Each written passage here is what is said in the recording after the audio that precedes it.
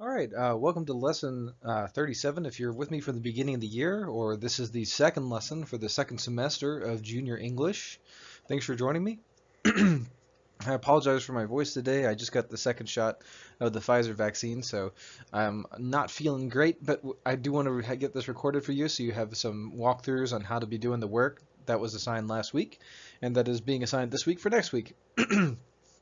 Today in class, we're going to go over the structure of the course real quick. We're going to talk about the voice and choice prompts for the week that is due on Friday the 29th. We're going to look really quickly at the class methods, links, and norms again before going on to an informational lesson where we're going to read an article about Philip Zimbardo, the psychologist.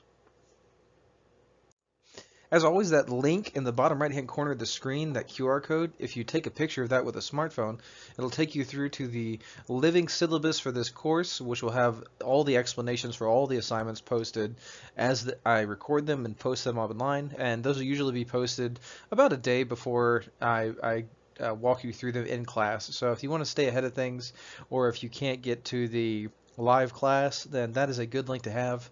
It will have everything you need to get the grade that you want to have before the end of this semester.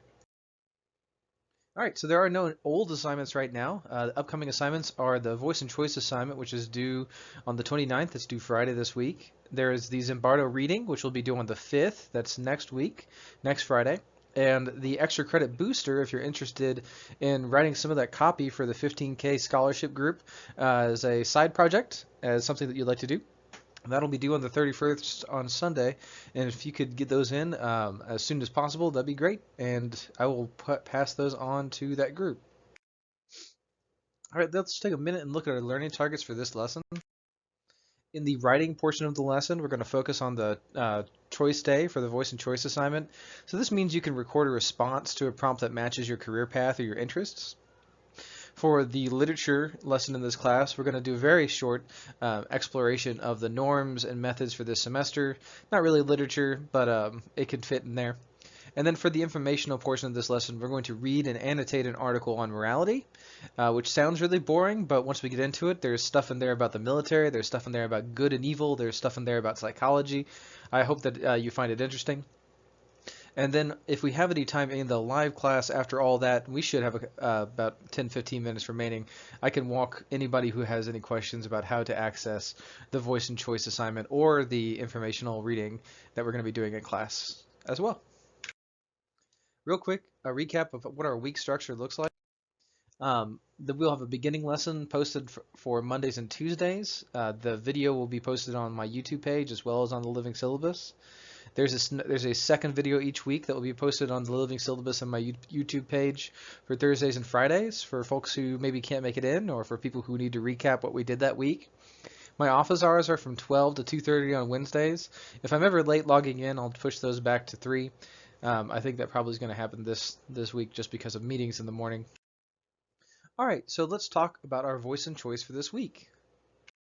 The voice prompt from Monday and Tuesday was, how do you choose between right and wrong? And I asked you to record your response using Vocaroo and the Google slide deck that I provided in the assignment.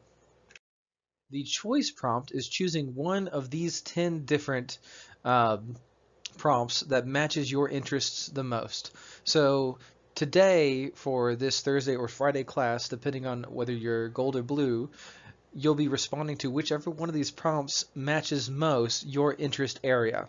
Now, for artists, those are visual design students. For poet, those are students who are interested in language and poetry. For innovator, those are students who are interested in business, aviation, or trades.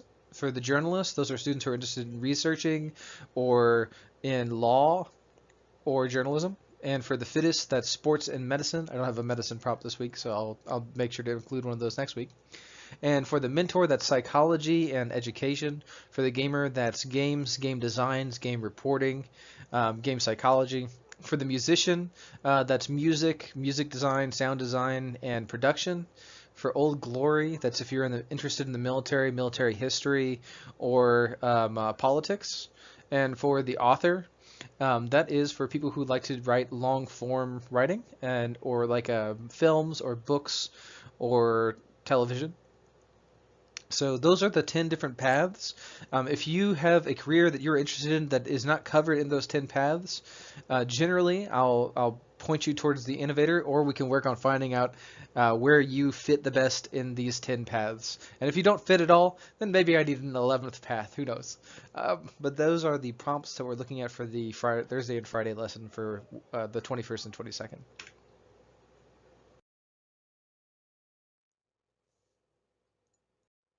All right, so today for our writing lesson, we're going to focus on how to turn in the voice and choice assignment, where to go, and what to click to do that.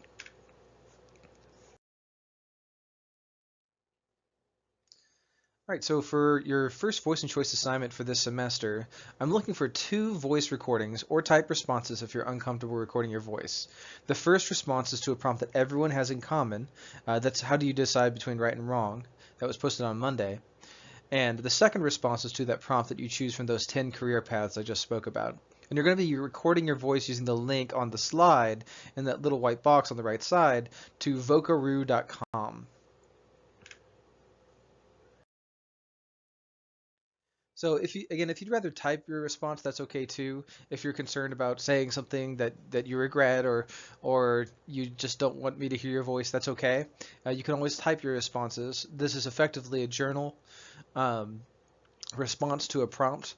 It can be as long or as short as you're comfortable with, both typed or recorded. We're just kind of looking for getting back into the swing of communicating back and forth at the beginning of this semester. And to do that recorded response, you click the record button, and then you'll click the big square that pops up after you're finished recording. And after that, you're going to click the save and share option. And again, this is a 31-second recording example on the screen. It doesn't have to be a very long response. If you really are interested in a topic, you can talk for as long as you like. I'll listen for as long as I can. And I'll be actually responding to these with my own voice on the weekends when I'm doing my grading. So the goal is for us to get something like a conversation going. All right, and after you click the save and share button, it will give you this screen. And what you're going to do is copy the highlighted link that I have here. You'll copy that, and then you will paste that link into the Google slide deck where it says audio link, copy your recording link here from Vocaroo. That is where you will paste the link to your audio, and that's how I will go in and grab those audio links to respond to those different prompts. And that is the entirety of the voice and choice assignment. I'm looking forward to hearing from you guys.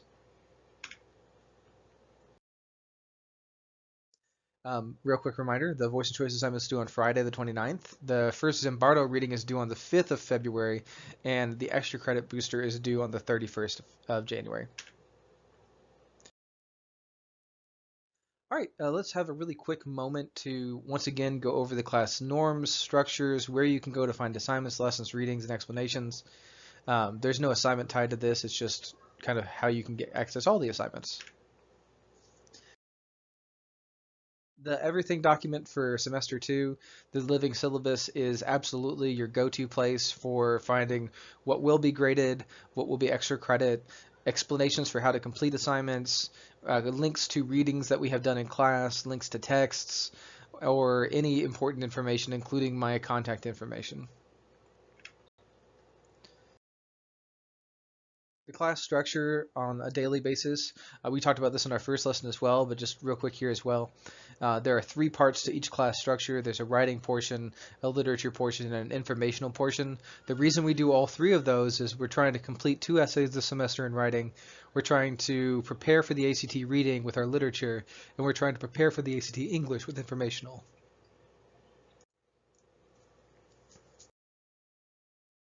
The gradebook structure is the same as the first semester in that it's just progress and mastery. There's no engagement grade, unfortunately, this year. So your grade is solely determined by your work in the progress portion of the gradebook and the mastery portion of the gradebook. The progress are shorter assignments that usually take between 10 and 30 minutes. The mastery assignments are longer and they will tie into our essays, other than the single extra credit mastery with the 15K project, that if you knock that out, that is the only extra credit I'm going to be giving in mastery. Also, any assignment that has the words graded in front of it in Google Classroom and Infinite Campus is a required assignment. Any assignment with the words extra credit in front of it in Google Classroom or Infinite Campus is an assignment that if you don't do it won't hurt you in the gradebook, but is probably a good thing to do as a practice for the ACT.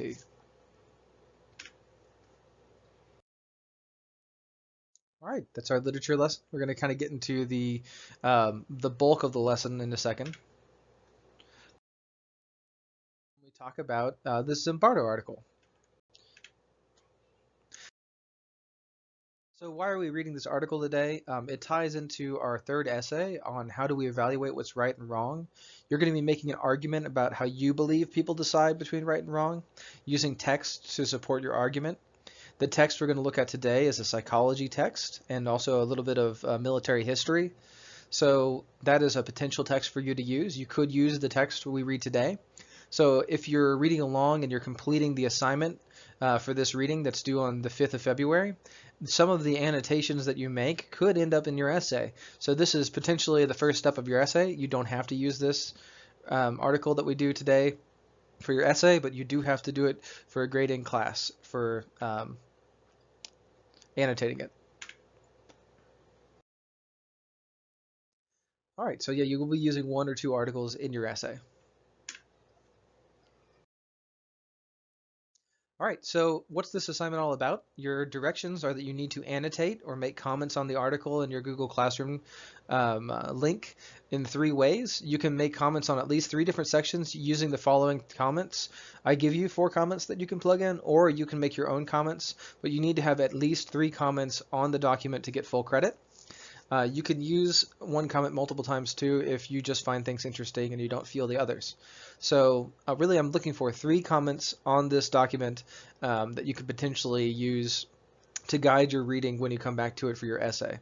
Now if you write detailed comments that are your own, you're probably going to be more likely to use this for your essay. But if you just want to kind of read along and drop 3 of these comments in as we go, because you're not sure if this is going to be in your essay or not, that's fine too.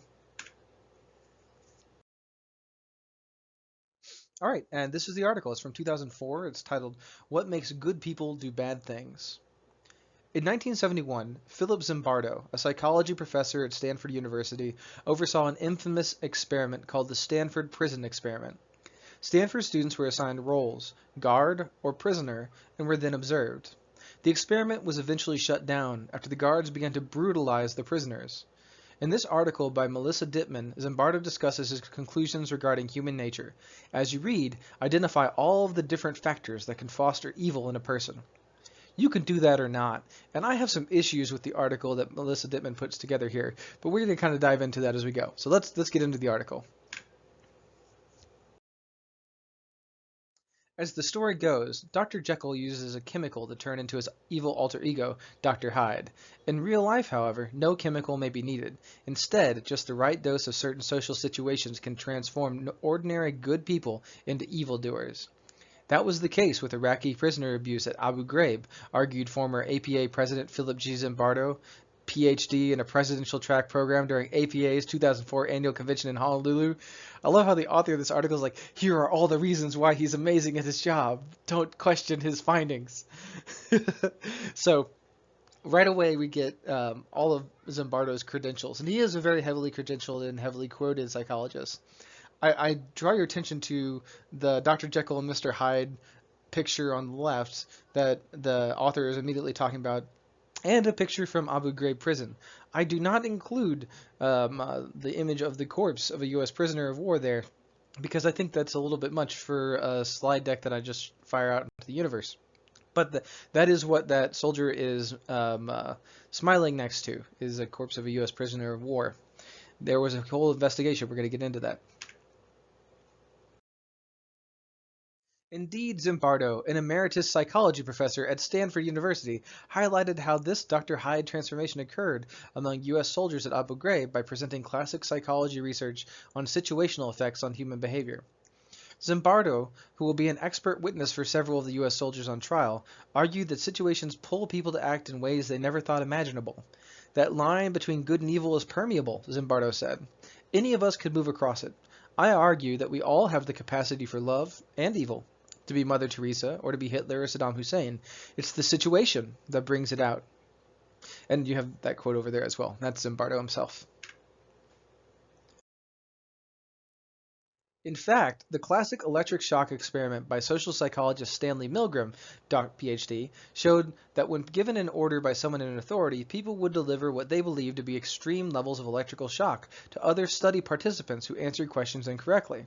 And the Milgram study is super famous in psychology circles, and it's this study where Stanley Milgram, dude on the bottom, who's kind of like, he set up a room where a person would pretend to be an authority figure, a person on the other side of the wall would pretend to be a test subject being shocked, and there would be the person who wasn't in on it in the room being given directions to steadily increase the amount of shock until the person on the other side of the wall who is an actor was screaming in agony, pretending to scream in agony, and they would keep going until they thought the other person was dead a lot of the time.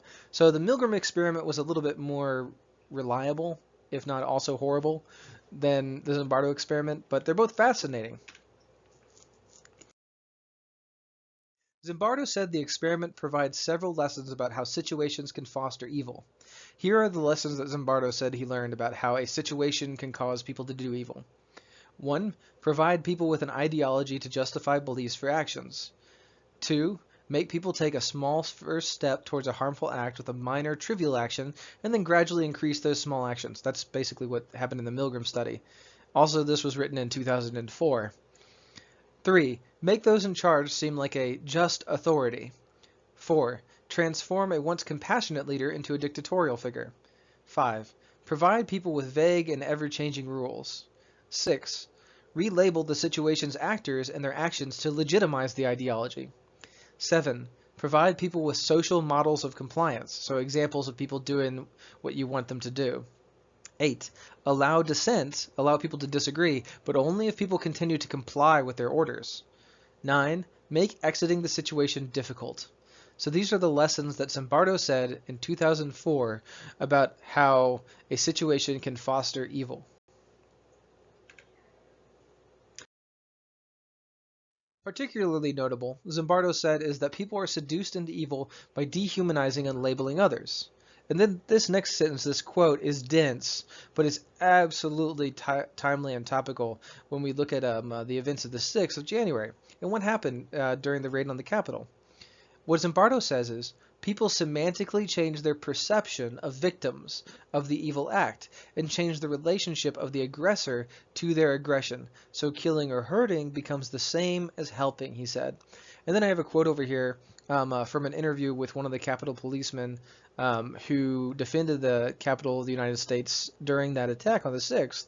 And the policeman said some of those people felt like we would be friends, as so many of them have been vocal. They said things like, we've been supporting you all through this Black Lives Matter stuff, you should have our back. And they felt entitled. So these people who were beating Capitol officers and ultimately killed an officer in the Capitol were at the same time yelling out that we are on the same side to those officers and felt that they should be on the same team. So while they were attacking and causing harm, they were literally feeling as though they were aiding or helping someone or something. They felt like they were doing the right thing, that the officers and the law should be on the same side as them. So they've changed this perception of what is law. And there's this moment in this article where Zimbardo says that can happen, and that's exactly what happened on the 6th. For example, in 1975, an experiment by psychologist Albert Bandura, PhD, college students were told they'd work with students from another school on a group task. In one condition, they overheard an assistant calling the other students animals, and in another condition, they were called nice. Bandura found students were more apt to deliver what they believed were increased levels of electric shock to the other students if they heard them called animals. And again, this has to do with dehumanizing language, or language that allows us to see another person as less human than ourselves. People's aggression can also increase when they feel anonymous. For example, if they wear a uniform, a hood, or a mask, Zimbardo said. You minimize social responsibility, he explained. Nobody knows who you are, so therefore you're not individually liable. There's also a group effect when all of you are masked. It provides a fear in other people because they can't see you and you lose your humanity. This is so true in so many different directions that it's hard to it's hard to follow. So anonymity when you're engaged in civic action is dangerous in two ways is effectively what they're saying.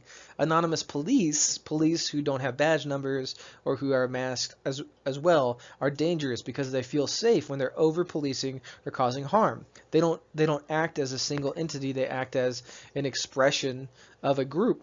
Anonymous protest is dangerous because they feel safe causing material damage or harm. When protesters are masked, they don't feel beholden to social norms either. Now, no one's paid to protest, and police are doing a job, so it's a different level of expectation for behavior, certainly.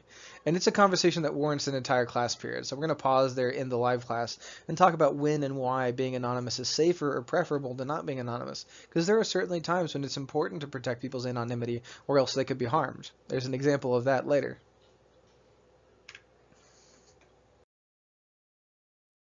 All right, so this slide is fishy as hell, and I can't find any mention of this study on Google, so take this with a grain of salt. I've been looking for this, and nobody's gotten back to me in my psychology friend circles, so the article goes on to say, for example, an experiment in 1974 by Harvard anthropologist John Watson evaluated 23 cultures to determine whether warriors who changed their appearance, such as with war paint or masks, treated their victims differently.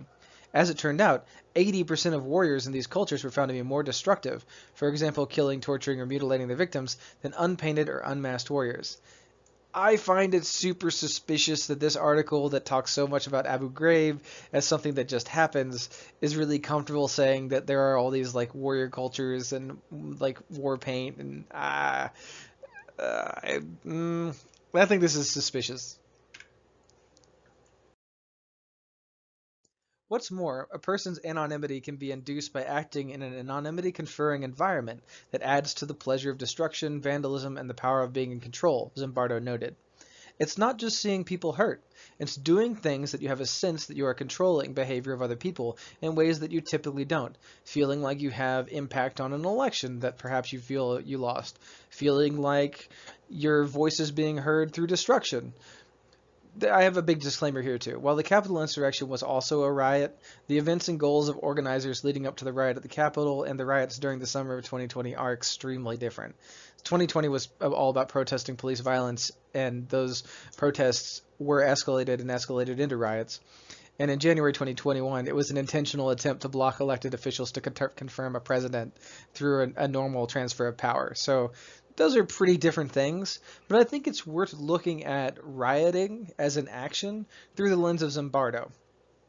Does Zimbardo's concept of I was doing it because the group was doing it cover you in the event of a riot? Or are you as an individual solely individually responsible for your actions during a riot?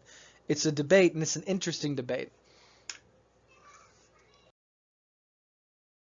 All right, so Zimbardo noticed that in his own simulated jail experiment in 1971, the Stanford Prison Experiment, in which college students played the roles of prisoners or guards, and the guards became brutal and abusive towards prisoners after just 6 days, it led Zimbardo to prematurely end the experiment. The experiment showed that institutional forces and peer pressure led normal student volunteer guards to disregard the potential harm of their actions on other student prisoners. All right, I got another note here. The experiment claimed to show that. It wasn't wholly conclusive, and it's still a topic of hot debate in psychology circles. Also, there's been some recent debate as to the validity of the experiment, so it's interesting, but I wouldn't take it as gospel. You don't need a motive, Zimbardo said. All you really need is a situation that facilitates moving across the line of good and evil. Prison abuses. The same social psychological processes, de-individualization, anonymity of place, dehumanization, role-playing and social modeling, moral disengagement and group conformity that acted in the Stanford prison experiment were at play at Abu Ghraib, Zimbardo argued. So is it a few bad apples that spoil a barrel? That's what we want to believe, that we could never be a bad apple, Zimbardo said. We're the good ones in the barrel. But people can be influenced, regardless of their intention to resist, he said. As such, the Abu Ghraib soldiers' mental state, such as stress, fear, boredom, and heat exhaustion, coupled with no supervision, no training, and no accountability, may have further contributed to their, quote, evil actions, he noted. There is so much bias in that. Jeez. I argue situational forces dominate most of us at various times in our lives, Zimbardo said, even though we'd all like to believe that we're each that singular hero who can resist those powerful external pressures, like Joe Darby, the whistleblowing hero of the Abu Ghraib prison. All right, that's the end of the article, but I want to give you all a little bit more information on the topics in the article. So after all of that was actually released in 2004 while information about Abu Ghraib was coming out. 11 soldiers were convicted of various charges relating to the incidents, with all the convictions including the charge of dereliction of duty. Most soldiers only received minor sentences. 3 other soldiers were either cleared of charges or were not charged, and no one was convicted for the murders of the detainees, of which there had been a few. Also, a little bit more information on superior orders, which was the defense given by some of the officers, and it's part of the conversation about, like, can you be held accountable for doing something an authority figure tells you to do? Superior orders, often known as the Nuremberg defense, just following orders, due obedience, or by the German phrase Befehl ist Befehl, an order is an order, is a plea in a court of law that a person, whether a member of the military, law enforcement, a firefighting force, or the civilian population, should not be considered guilty of committing actions that were ordered by a superior officer or an official. The superior orders plea is often regarded as the complement to command responsibility. So if you're in the military, that's familiar to you. The chain of command, as in like the chain of command. One of the most noted uses of this plea or defense was by the accused in the 1945-1946 Nuremberg trials, such that it is also called the Nuremberg defense. The Nuremberg trials were a series of military tribunals held by the main victorious allies after World War II, most notable for the prosecution of prominent members of the political, military, and economic leadership of the defeated Nazi Germany. These trials, under the London Charter of the International Military Tribunal that established them, determined that the defense of superior orders was no longer enough to escape punishment, but merely enough to lessen punishment. And one last thing on that whistleblower, Joe Darby. The disclosure was not received well by the community in which Darby and his wife Bernadette were living in Maryland, as in like when he blew the whistle. They have been shunned by friends and neighbors, their property has been vandalized, and they now reside in protective military custody at an undisclosed location. Bernadette said, "We did not receive the response I thought we would. They were mean, saying he was a walking dead man. He was walking around with a bullseye in his head. It was scary." All right, so some questions to take home from all that. How did Joe Darby know what was right and wrong at Abu Ghraib? How have systems supported or stopped him from doing the right thing? Would you have blown the whistle? Would you have pushed the Milgram button and shocked the person in the other room because an authority figure was telling you to? How would you have been pressured to act in the Zimbardo experiment as a guard? When are we responsible for our actions, legally or morally? All right, so these are some questions to kind of take with you as you go. Any one of those answers might lead you down a path that helps you figure out what you do to determine right or wrong, and what you believe people do to determine right or wrong, which is the goal of our first essay for this semester. Real quick reminder, voice and choice is due on the Friday. This reading and the annotations that you made as we went along, your thoughts, or just the random annotations that I put down there too, those are due next Friday, and the 15K extra credit booster is due the 31st. We have hit our learning targets. Thank you very much for reading along with me. I hope you have a good afternoon, morning, or night, whenever it is, and I'll see you in class. Bye.